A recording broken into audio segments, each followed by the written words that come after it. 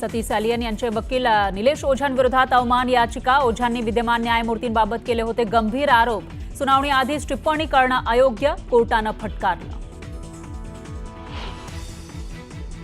राज ठाकरे आणि मनसे विरोधात सुप्रीम कोर्टामध्ये याचिका। मनसेची मान्यता रद्द करण्याची उत्तर भारतीय विकास सेनेची मागणी।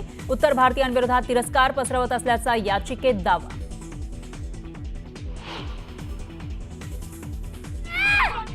एक्सक्यूज मी बोलल्याच्या रागातून डोंबिवलीमध्ये 2 तरुणींना बेदम मारहाण। मराठीत बोला असं बोलत बाद घालत केली तरुणींना मारहाण, तर व्हिडिओ व्हायरल।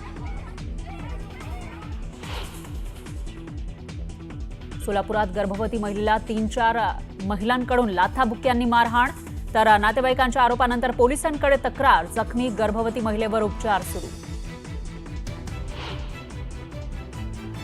पुण्यातील तनिषा भिसे मृत्यू प्रकरणी उच्चस्तरीय समितीचा अहवाल सादर। राज्य मंत्रिमंडळाच्या बैठकीमध्ये सादर करण्यात आला अहवाल। कारवाईकडे लक्ष।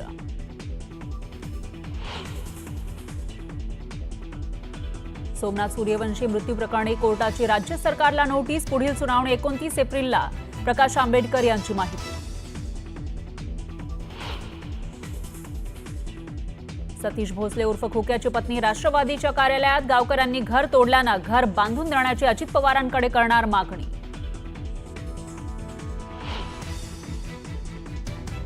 राज्यातील लाडक्या बहिणींसाठी खुशखबर। 30 एप्रिलला अक्षय तृतीयेच्या मुहूर्तावर लाडक्या बहिणींना मिळणार योजनेचा हप्ता।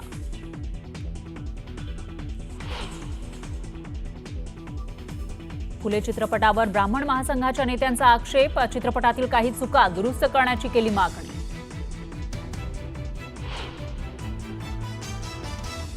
देवगिरी किल्ल्यावर भीषण आग। किल्ल्याच्या 4ही बाजूंना आगीचे लोट। उन्हामुळे आग लागल्याची माहिती।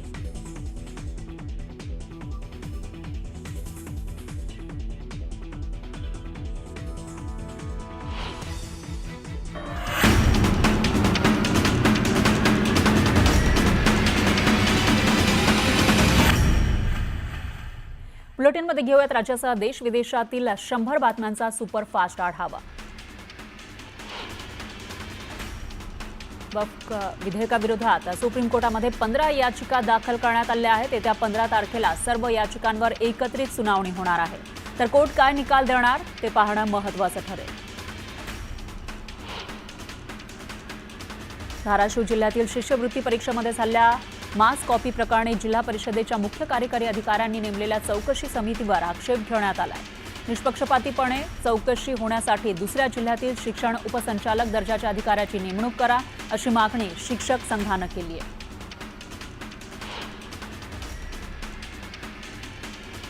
परभणी जिल्ह्यातील हजारो शेतकऱ्यांचे पीक विमा अर्ज कंपनीनं रद्द केले, त्यामुळे अग्रिम जमा होईल की नाही अशी शेतकऱ्यांना शंका होती। दरम्यान शेतकऱ्यांच्या खात्यामध्ये पिकांचा अग्रिम लवकरच जमा केला जाईल, अशी घोषणा कृषी मंत्री माणिकराव कोकाटेंनी केली।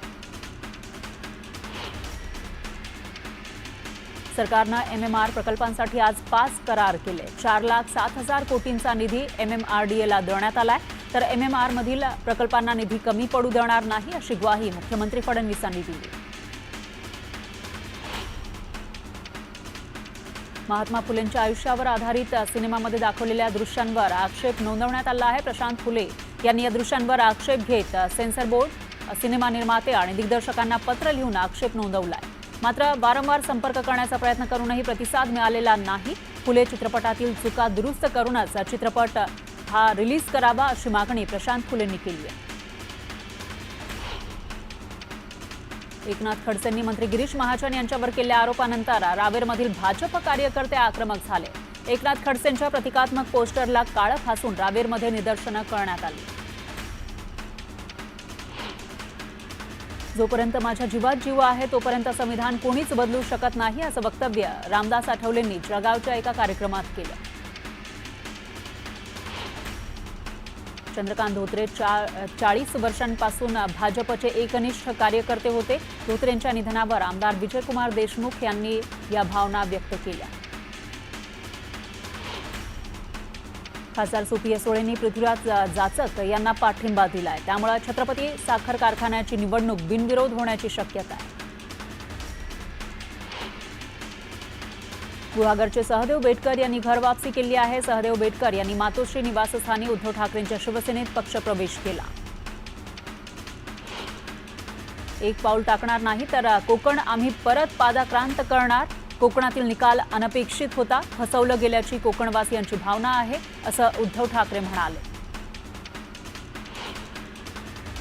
आता हे शेवटचं मैदान आपल्याला मारावंच लागेल। कुरुक्षेत्रावरील महायुद्ध आपण जिंकणार असा निर्धार संजय राऊतांनी केला। एकही गद्दार आपल्याला ठेवायचा नाही असं म्हणत राऊतांनी शिंदे गटावर निशाणा साधला। खासदार संजय राऊतांनी पुन्हा एकदा एकनाथ शिंदेंवर निशाणा साधला। उपमुख्यमंत्री एकनाथ शिंदेंच्या नगरविकास खात्यावर त्यांनी भ्रष्टाचाराचे आरोप केले। शिंदेंनी सरकारी पैशांची लूट केल्याचा आरोप करत या प्रकरणी शिंदेंची चौकशी व्हावी अशी मागणी संजय राऊतांनी केली। हर्षवर्धन पाटील यांनी प्रदेशाध्यक्ष चंद्रशेखर बावनकुळेंची भेट घेतली। याआधीही भाजपच्या सहकार परिषदेमध्ये हर्षवर्धन पाटील उपस्थित होते। अलीकडच्या काळात पाटील आणि भाजप नेत्यांच्या गाठी भेटी वाढलेल्या आहेत, त्यामुळे हर्षवर्धन पाटलांच्या भाजपमध्ये घर वापसीच्या चर्चांना उधाण आलंय। बौद्धगयामधील बौद्ध विहार आमच्या ताब्यात द्या अशी मागणी रामदास आठवलेंनी केली आहे। या संदर्भात पंतप्रधान मोदींची ही भेट घेणार असल्याचं त्यांनी सांगितलं। रत्नागिरी जिल्ह्यामध्ये फिरायला येणाऱ्या पर्यटकांना सेल्फ क्लिनिंग इको टॉयलेट उपलब्ध होणार आहे। रत्नागिरी शहरापासून जवळ असलेल्या मांडवी बीच इथं भाजपचे कार्यकारी अध्यक्ष रवींद्र चव्हाण यांच्या हस्ते सेल्फ क्लिनिंग इको टॉयलेटचं उद्घाटन होणार आहे। पुण्यातील तनिषा भिसे मृत्यू प्रकरणामध्ये उच्चस्तरीय समितीचा अहवाल सादर झालाय। खात्रीलायक सूत्रांनी तशी माहिती दिली आहे। राज्य मंत्रिमंडळाच्या बैठकीमध्ये हा अहवाल सादर करण्यात आल्याचं कळत आहे। अहवालावर राज्य सरकार काय कारवाई करणार याकडे आता लक्ष लागलेलं आहे। तनिषा भिसे यांना इथं जेव्हा हॉस्पिटलमध्ये आणण्यात आलं होतं पुण्यामध्ये, त्यावेळेला त्यांच्याकडे 10 लाखांचं डिपॉझिट मागण्यात आलं होतं आणि ते त्यांचे नातेवाईक भरू शकले नाही। त्यामुळं दुसऱ्या हॉस्पिटलमध्ये नेईपर्यंत त्यांची प्रकृती अधिकच खालावली आणि त्यातच त्यांचा मृत्यू झाला होता। या प्रकरणानंतर राज्यभरामध्ये हळहळ व्यक्त केली जात होती, संताप व्यक्त केला जात होता आणि त्याच प्रकरणाचा अहवाल सादर केल्याची माहिती आहे। तर याच प्रकरणातील माता मृत्यू अन्वेषण समितीचा अहवाल यायला आणखी 2 दिवस लागणार आहेत। समितीचे अध्यक्ष आणि सदस्य आरोग्य सचिवांच्या बैठकीला मुंबईला गेले, त्यामुळे चौकशीच्या कामकाजाला आणखी वेळ लागणार असल्याची माहिती आहे। तर 2 दिवसांनी माता मृत्यू अन्वेषण समितीचा अहवाल येणार असल्याची ही माहिती समोर येते।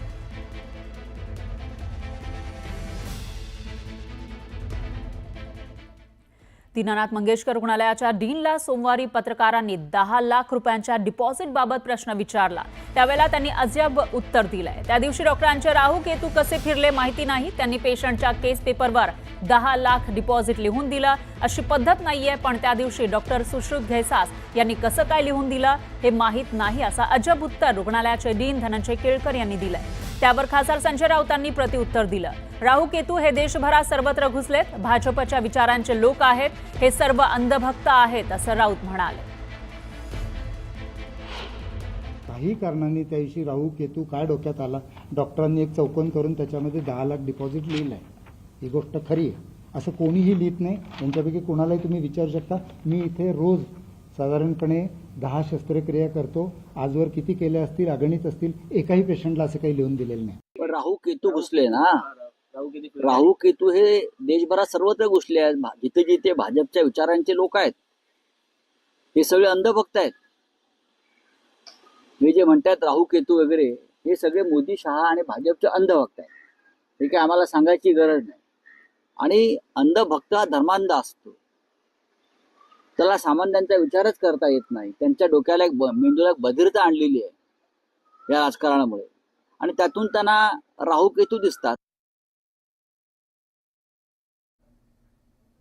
तर सायन्समधून उच्च शिक्षित असलेले हे डॉक्टर यांनी असं वक्तव्य केल्यानंतर आता आश्चर्य व्यक्त केलं जाते। पाहूयात पुढची